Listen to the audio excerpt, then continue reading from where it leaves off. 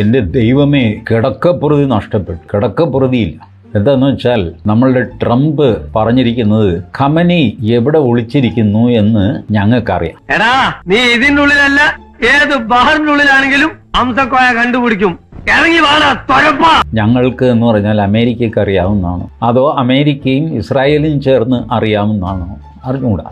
പുറത്തിറങ്ങാൻ പറ്റാത്ത സ്ഥിതിയായല്ലോ ഈശ്വര. വി നോ എന്നാണ്. താൻ ഏത് പത്തായത്തിലാണ് ഒളിച്ചിരിക്കുന്നത് ഞങ്ങൾക്ക് അറിയാമോ. തന്നെ ഞാൻ തൽക്കാലം പൊക്കുന്നില്ല. I am not going to take you now. ബ്രാക്കറ്റിൽ കിൽ എന്ന് എഴുതിയിട്ടുണ്ട്. പൊക്കുന്നില്ല എന്ന് പറഞ്ഞാൽ കൊല്ലുന്നില്ല എന്നർത്ഥം. കൊല്ലായിരുന്നില്ല മക്കളെ ആ ദുഷ്ടനെ. ചത്തു കിടക്കുന്ന കണ്ടിരുന്നെങ്കിൽ സന്തോഷായനെ എനിക്ക്. താൻ നിരുപാധികം കീഴടങ്ങുന്നതാണ് തനിക്ക് നല്ലത്. അല്ലെങ്കിൽ താൻ എൻ്റെ വിശ്വരൂപം കാണും. എൻ്റെ പൗരന്മാരെയോ എൻ്റെ പട്ടാളത്തെയോ തൊട്ടാൽ ബാക്കി ഞാൻ അപ്പം പറയാം. ഇതാണ് ട്രംപിൻ്റെ ട്രൂത്ത് സോഷ്യൽ വന്ന പോസ്റ്റ്. അങ്ങനെ സംഭവിക്കില്ല. സംഭവിക്കും. അതിൽ നെതന്യാഹു പറഞ്ഞു സമാധാനം വേണം, സമാധാനം വേണം എന്ന് എല്ലാവരും പറയുന്നു. അതിൻ്റെ വഴിയാണ് ഞാൻ പറയുന്നത്. ഖമനിയെ കൊന്നുകളയുക. എൻ്റെ അമ്മേ, ചുമ്മാ പറഞ്ഞായിരിക്കുമല്ലേ? ചുമ്മാ പറഞ്ഞതാ. അയാൾ ശരിക്കും പറഞ്ഞതായിരിക്കും. അയാൾ ചെയ്യുമെന്ന് പറഞ്ഞ ചെയ്തിരിക്കും. കുടുംബത്തെ കയറി വെട്ടിപ്പറിച്ചിട്ടിട്ട് പോകും. അതിൽ നെതന്യാഹു പറഞ്ഞു സമാധാനം വേണം, സമാധാനം വേണം എന്ന് എല്ലാവരും പറയുന്നു. അതിൻ്റെ വഴിയാണ് ഞാൻ പറയുന്നത്. ഖമനിയെ കൊന്നുകളയുക. എൻ്റെ അമ്മേ, ഒരു രാഷ്ട്രത്തലവൻ വേറൊരു രാഷ്ട്രത്തലവനെ പറ്റി പറയുക. ഇവനെ ഉണ്ടല്ലോ, ഇവനെ തട്ടിക്കളഞ്ഞാൽ നാട്ടില് സമാധാനം വരും. ഞാൻ പറയാം, എനിക്കൊരു തണ്ടിനും പേടിയില്ല. ഞങ്ങളിത് 30 വർഷമായിട്ട് പറയുന്നു, നിങ്ങൾ ആരും കേട്ടില്ല. ഇനിയിപ്പോൾ ഇങ്ങനെ തട്ടുകല്ലാതെ ഞങ്ങൾക്ക് വേറെ മാർഗമില്ല. ഇതാണ് നെതന്യാഹു പറയുന്നത്. ഈ നായിന്റെ മോനെ ഇനി ഞാൻ കൊന്നുകളയും. അത് പോട്ടണു അല്ല പിന്നെ. അപ്പൊ തട്ടുവെന്ന് നെതന്യാഹു, തൽക്കാലം തട്ടുന്നില്ല എന്ന് ട്രംപ്. ഇതെന്റെ ഒരു ഔദാര്യമായി കൂട്ടിയാൽ മതി. അങ്ങനെ ഖമേനിയെ തട്ടിയെന്ന് വെച്ചു. അവിടം കൊണ്ട് തീരുവൊന്നുമില്ല. ഈ ഖമനയുടെ ഒരു പ്രത്യേകത നിങ്ങൾ ശ്രദ്ധിച്ചിട്ടുണ്ടോ? ഇത് ഒറിജിനലും ഡ്യൂപ്ലിക്കേറ്റും ഒന്നും തിരിച്ചറിയാൻ പറ്റില്ല. ഹരിപ്രസാദിന്റെ വേഷം കെട്ടിരിക്കുന്ന ഈ ഗിരിപ്രസാദാണ് പച്ചക്കള്ളം. ഞാൻ തന്നെയാണ് ഹരിപ്രസാദ്. ഖമനൈ മരിച്ചുപോയെന്ന് പറഞ്ഞ് കഴിഞ്ഞ വർഷം വാർത്തയും ആഘോഷവും ഒക്കെ നടന്നതാണ്. കുറച്ച് കഴിഞ്ഞപ്പോൾ വീണ്ടും കിളവൻ പയറ് പോലെ നടക്കുന്നു. എന്ത് ചെയ്യും? ഞാൻ നോക്കിക്കഴിഞ്ഞപ്പോൾ ഈ കിളവൻ തന്നെയാണോ ആ കിളവൻ എന്ന് എനിക്കൊരു സംശയം. പലർക്കും ആ സംശയമുണ്ട്. കാരണം ഈ ഇറാനിലുള്ള ഒരുമാതിരിപ്പെട്ട കിളവന്മാരൊക്കെ താടിയും തൊപ്പിയും വെച്ച് കഴിഞ്ഞാൽ ഖമനിയെ പോലെ ഇരിക്കും. ചേട്ടന്റെ നാടവിടാ? എന്റെ അച്ഛൻ പണ്ടവിടെ ചായക്കട നടത്തിയിരുന്നു. ഇറാന്റെ ആകാശം ഏകദേശം ഇസ്രായേലിന്റെ കയ്യിലാണ്. അതും ട്രംപ് പറഞ്ഞിട്ടുണ്ട്. ഞങ്ങൾക്ക് ഞങ്ങളുടെ നിയന്ത്രണത്തിലാണ് നിങ്ങളുടെ ആകാശം, ഇറാന്റെ ആകാശം.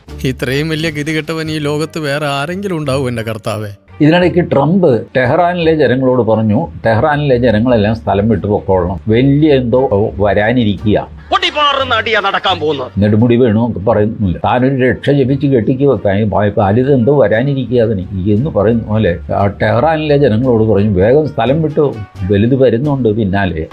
എല്ലാം ഉണ്ണാളതണ്ട.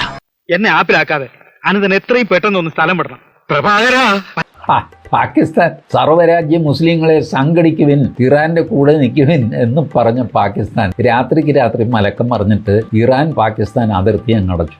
അന്തസ്സില്ലായ്മ കാണിക്കാൻ അന്തസ്സൊക്കെ കുറഞ്ഞ അതിർത്തിയൊന്നുമല്ല, 900 കിലോമീറ്ററാണ് ഇറാനും പാകിസ്ഥാനും തമ്മിലുള്ള അതിർത്തി. ഈ അതിർത്തി പാകിസ്ഥാൻ അങ്ങ് അടച്ചു കളഞ്ഞു. ഇന്നലെയാണ് ഇറാന്റെ കൂടെയാണ് ഞങ്ങളെന്നൊക്കെ പറഞ്ഞ് വീമ്പടിച്ചത്. അതെ, കാട്ടാപ്പള്ളിക്ക് ഒരുപാട് ശത്രുക്കളുള്ളതാ. അതിനൊരു പ്രൊട്ടക്ഷൻ എന്ന നിലയിൽ ഒരു കാവൽ പട്ടിയെ പോലെ എന്ന് ഞാൻ ഉണ്ടാവും. വീമ്പടിച്ചത് മാത്രമല്ല, ഇറാന്റെ ഒരു മുൻ സെക്യൂരിറ്റി കൗൺസിൽ അംഗം പറഞ്ഞു ഇറാന്റെ ആണവ നിലയം തകർക്കുകയോ അല്ലെങ്കിൽ ഇറാനിൽ ആറ്റം ബോംബിടുകയോ ചെയ്താൽ പാകിസ്ഥാൻ ഇസ്രായേലിന്റെ തലയിലും ആറ്റം ബോംബിടും എന്ന് ഉറപ്പ് തന്നിട്ടുണ്ട് എന്ന് പറഞ്ഞു. ആണോടോ? അത് തമാശ. മോനേതാ? ഞാൻ നിന്റെ തന്ത, ഇവരൊക്കെ നിന്റെ മറ്റു തന്തമാര്. ഷെഹബാസ് ഷെരീഫ് കഴിഞ്ഞ മാസം ഇറാനിൽ പോയപ്പോൾ ഈ ആയാത്തുള്ള അലി ഖമനേയിക്ക് കൊടുത്ത ഉറപ്പാണത്. അതുകൊണ്ടാണ് ഈ മനുഷ്യൻ അന്ന് സെക്യൂരിറ്റി കൗൺസിലുണ്ട്. ഇയാൾ ഇത് വിളിച്ചു പറഞ്ഞ് ആരും ഒന്നും അനങ്ങുന്നില്ല, ആരും മൈൻഡ് ചെയ്യുന്നില്ല. പാകിസ്ഥാന് വലിയ കുറച്ചിലായി. ആറ്റം ബോംബിടുമെന്ന് പറഞ്ഞിട്ട് ആരും അനങ്ങുന്നില്ല. എന്ത് പറ്റി? ആൾക്ക് ഇപ്പൊ പഴയ പേടില്ലാണ്ടായോ? അപ്പോഴാണ് എനിക്കൊരു കാര്യം മനസ്സിലായത്. നമ്മുടെ കാരണവരുണ്ടല്ലോ നരേന്ദ്രമോദി, പുള്ളി പറഞ്ഞിരുന്നു നിന്റെ കഥ കഴിഞ്ഞടാ, നീ ഇനി ആറ്റം ബോംബ് എന്ന് പറഞ്ഞ് ആരെയും പേടിപ്പിക്കുക, ആരും മൈൻഡ് ചെയ്യില്ല നിന്നെ. എന്തിനാടാ ദിനേശ നാട്ടുകാരെ ചിരിപ്പിക്കാൻ വേണ്ടി ഇങ്ങനെ ഓരോന്ന് ചെയ്തു കൂട്ടുന്നത്? നിന്റെ ബ്ലാക്ക് മെയിലിങ് നടക്കാൻ പോകുന്നില്ല എന്ന് പറഞ്ഞിരുന്നു. സത്യം അതുപോലെ തന്നെ. ആറ്റം ബോംബ് എടുത്തിട്ട് തലയിൽ വെച്ചിട്ട് പാകിസ്ഥാൻ പറയുകയാണ് ഞാൻ ഇട്ടുകളയും ഇസ്രായേലിൻ്റെ തലയിൽ എന്ന് പറഞ്ഞിട്ട് ഇടുന്നെങ്കിൽ ഇട്ടോ അല്ലെങ്കിൽ ഇടാതി, ആരും മൈൻഡ് ചെയ്യുന്നില്ല. അപ്പൊ നീ എനിക്ക് പുല്ല് വിലയിലൂടെ തരുന്നത്, പുല്ല് വില. അതെ. അവസാനം നാണക്കേട് മാറ്റാനായിട്ട് പാകിസ്ഥാൻ തന്നെ പറഞ്ഞു ഞങ്ങൾ അങ്ങനെയൊന്നും പറഞ്ഞിട്ടില്ല, ഇതൊക്കെ എന്തൊരു ഭോഷ്കാണ്, അതാണ് ഇതാണെന്നൊക്കെ പറഞ്ഞിട്ട് അവർ പിന്മാറി. തന്റെ കഴിവിടുന്നില്ല ഞങ്ങളോട് പറയുന്നേ. തനിക്ക് ഈ കാര്യത്തിൽ ഞങ്ങളെ സഹായിക്കാൻ പറ്റുമോ? ഞാൻ വിചാരിച്ചാൽ ഒന്നും നടക്കില്ല. ഞാൻ എന്നേ പറഞ്ഞില്ല ഇതൊക്കെ പറ്റിപ്പാണെന്ന്.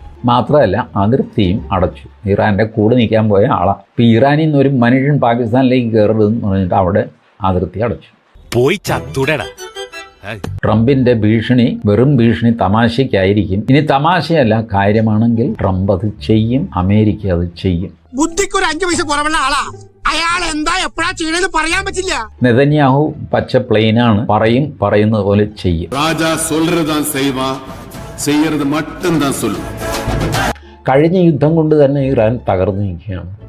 ഈ യുദ്ധം കൂടെ ആയിക്കഴിഞ്ഞാൽ ഇറാൻ എന്ത് ചെയ്യും? കഴിഞ്ഞ യുദ്ധത്തിൽ ചെലവായ കാശ് അവരുടെ സാമ്പത്തിക സ്ഥിതിയെ വല്ലാതെ പ്രശ്നത്തിലാക്കി. എന്നിട്ടിപ്പോ നാട് മുഴുവൻ കടുവാക്കി മനുഷ്യന് പുറത്തിറങ്ങി നടക്കാൻ വയ്യാണ്ടായില്ലേ? ഇപ്പൊ വീട്ടിലിരിക്കാൻ വയ്യാണ്ടായി.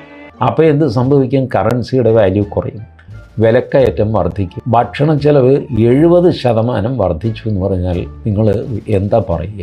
ഇതാണ് സോഷ്യൽ സർക്കംസ്റ്റൻസസ്. ഒരു വ്യക്തി അവന്റെ ചുറ്റുപാടുകൾ പ്രഷറൈസ് ചെയ്തു ഉണ്ണാനും ഉടുക്കാനും നിവൃത്തിയില്ലാതെ വരുമ്പോഴാണ് ഒരു വ്യക്തി ആന്റി സോഷ്യൽ എലമെന്റായി മാറുന്നത്. ഇതിനിടയ്ക്ക് നമ്മളുടെ വിദേശകാര്യമന്ത്രി ജയശങ്കർ ഇറാൻ വിദേശകാര്യമന്ത്രി വിളിച്ചു ചോദിച്ചു, എന്താണ് ചേട്ടാ അവിടെ ബഹളം? നിന്റെ അവസ്ഥ എന്താണെന്ന് എനിക്കൊന്നും അറിയണമല്ലോ. അരിയും മുങ്ങി മണ്ണെണ്ണയും മുങ്ങി മാസം തോറും കിട്ടണ പഞ്ചസാരയും മുങ്ങി. എൻ്റെ കുറേ ആൾക്കാർ അവിടെ ഉണ്ടല്ലോ, നമ്മുടെ പരിപാടി അറിയാൽ എവിടെ എന്ത് സംഭവം നടന്നു കഴിഞ്ഞാലും ആ രാജ്യത്ത് നമ്മുടെ ഇന്ത്യക്കാരുണ്ട്. എതുക്കടാ ഇങ്ങ വന്ന ഏൻടാ എന്നെ ടെൻഷൻ പண்ற എങ്ക பார்த்தாலும் നീ. അസർബൈജാൻ അർമേനിയയെ ആക്രമിച്ചു കഴിഞ്ഞാൽ അസർബൈജാനിലും ഇന്ത്യക്കാരുണ്ട്, അർമേനിയയിലും ഇന്ത്യക്കാരുണ്ട്. റഷ്യ ഉക്രൈനെ ആക്രമിച്ചപ്പോൾ റഷ്യയിലും ഇന്ത്യക്കാരുണ്ട്, ഉക്രൈനിലും ഇന്ത്യക്കാരുണ്ട്. അവിടെയും കണ്ടു ഇവിടെയും കണ്ടു. അതുകൊണ്ട് കൂടുതൽ വിവരങ്ങൾ ഞാൻ ഈ വീഡിയോ ചെയ്യുന്നത് രാത്രിയാണ്. നിങ്ങളിത് കാണുന്നത് 18-ാം തീയതി രാവിലെ ഒരു 11 മണിയൊക്കെ ആകുമ്പോഴായി. അതിനുള്ളിൽ ഖമനി ചത്തുപോയി കഴിഞ്ഞാൽ എന്നെ പറയരുത്, ഞാൻ ഉത്തരവാദിയല്ല. ചത്തത് കീറ്റുകെങ്കിൽ കൊന്നത് കരിമ്പൂതം തന്നെ.